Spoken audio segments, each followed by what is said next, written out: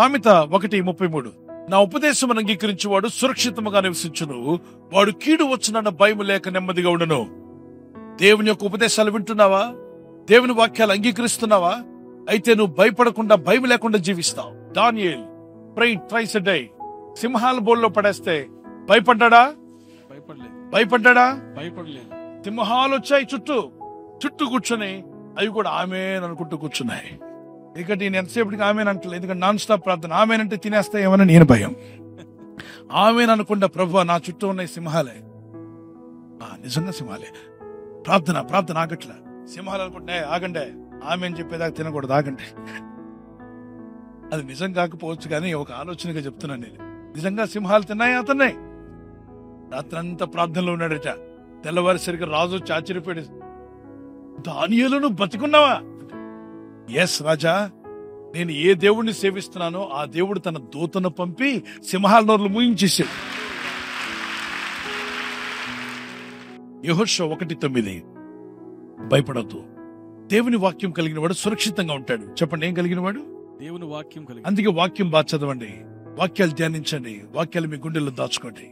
ఏం చేస్తే మనం ధైర్యంగా ఉంటాం? ఆయన ఉపదేశం కలిగిన వాడు ధైర్యంగా ఉంటాడు. ఆయన ఉపదేశం వినువాడు. అందుకే ఉపదేశాలు వినండి, వాక్యోపదేశాలు వినండి. బోధ నిన్ను బాగు చేస్తుంది, దేవుని వాక్యం మనల్ని బాగు చేస్తుంది. దేవుని వాక్యాన్ని నమ్మడమే కాదు, స్తుతించు, ప్రార్థించు, దేవుని కనపరచు. ఆ స్తుతిస్తున్న వారి దగ్గరికి దేవదూతలు సంచరిస్తాయి.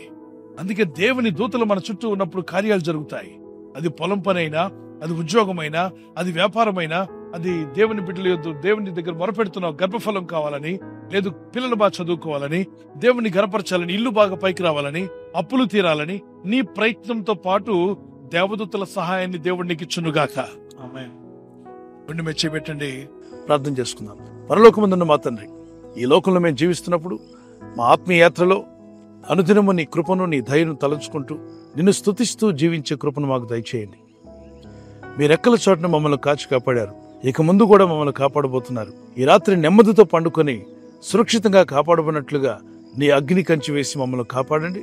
మీ చిత్తములో కొనసాగే కృప మా అందరికీ దయచేయమని యేసుక్రీస్తు ప్రశస్త నామములో మీరందరికీ చక్కని నిద్ర దయచేసి తెల్లవారు లేచి కృపను మాకిమ్మని క్రీస్తు యేసు నామములో అడిగి వేడుకుంటున్నామా పరలోకపు తండ్రి. ఆమేన్, ఆమేన్. ఈ వాగ్దానాన్ని మీతోనే ఉంచుకోకుండా లైక్ చేయండి, షేర్ చేయండి. అనేకులు ఈ యొక్క ఛానల్ సబ్స్క్రైబ్ చేసుకోమని తెలియపరచండి. సబ్స్క్రైబ్ చేయని వారు కూడా సబ్స్క్రైబ్ చేయండి. Good night. God bless you.